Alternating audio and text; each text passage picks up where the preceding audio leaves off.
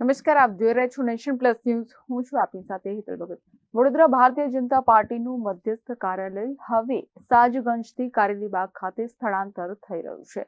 છેલ્લા કેટલાય સમયથી કારેલીબાગ સ્થિત આ અત્યાધુનિક સુવિધાઓ ધરાવતા કાર્યાલયના શુભારંભના ભણકારા વાગી રહ્યા હતા. અત્રે નોંધનીય છે કે સયાજીગંજ ખાતે આવેલ મનુભાઈ પટેલ ટાવરમાં ભારતીય જનતા પાર્ટીનું મધ્યસ્થ કાર્યાલય એ પાર્ટીનું કદ અને કાર્યકરોની આવન જાવનની સામે હવે નાનું પડતું હતું, જેને લઈને વડોદરા શહેરની મધ્યમાં કારેલીબાગ વિસ્તારમાં અત્યાધુનિક સુવિધાઓ ધરાવતું ભારતીય જનતા પાર્ટીનું આ મધ્યસ્થ કાર્યાલય બનાવવાનું અભિયાન 2 વર્ષ પૂર્વે શરૂ કરાયું. કુલ 3 માળના શ્રી કમલમ કાર્યાલયમાં પાર્કિંગથી માંડીને હોદ્દેદારોની બેઠક વ્યવસ્થા પણ સુચારુ બને એવી વ્યવસ્થા કરવામાં આવી છે.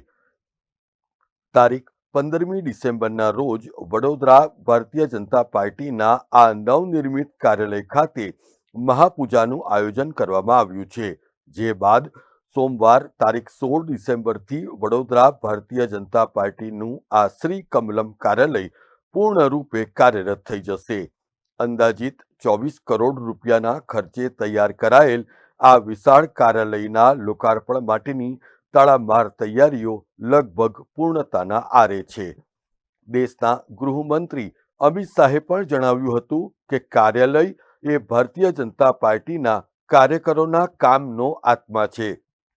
ત્યારે પ્રાઇમ લોકેશન ઉપર તૈયાર થયેલ આ કાર્યાલય એ ગુજરાતનું સંભવતઃ પહેલું કાર્યાલય હશે જે શહેરની મધ્યમાં તૈયાર થયું છે.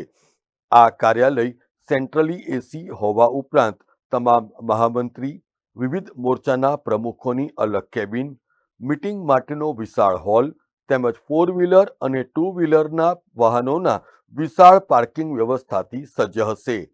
પ્રધાનમંત્રી નરેન્દ્ર મોદીના ડિજિટલ ઇન્ડિયા મિશનને ધ્યાનમાં રાખીને આ નવનિર્મિત કાર્યાલયને પણ અત્યંત હાઈટેક બનાવી દેવાયું છે.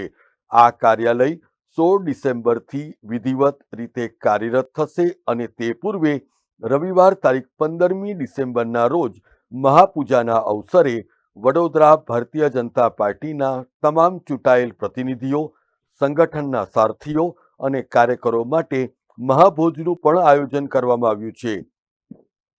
આ કાર્યાલયના શુભારંભને પરિણામે કાર્યકરો તેમજ ભારતીય જનતા પાર્ટીના હોદ્દેદારોમાં આનંદનું મોજું ફરી વળ્યું છે. પ્રાપ્ત આધારભૂત માહિતી અનુસાર એકાદ અઠવાડિયા બાદ ફરી એકવાર શ્રી કમલમ ખાતે દિગ્ગજ નેતાઓનો જમાવડો થનાર છે.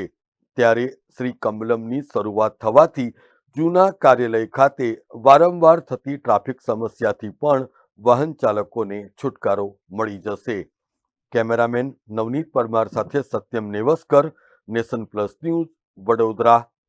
સમાચારોના સતત અપડેટ મેળવવા માટે અમારી નેશન પ્લસ ન્યૂઝની યુટ્યુબ ચેનલને સબસ્ક્રાઇબ કરો, બેલ આઇકન દબાવો અને જોડાયેલા રહો ફેસબુક, ઇન્સ્ટાગ્રામ અને ટ્વિટર પર.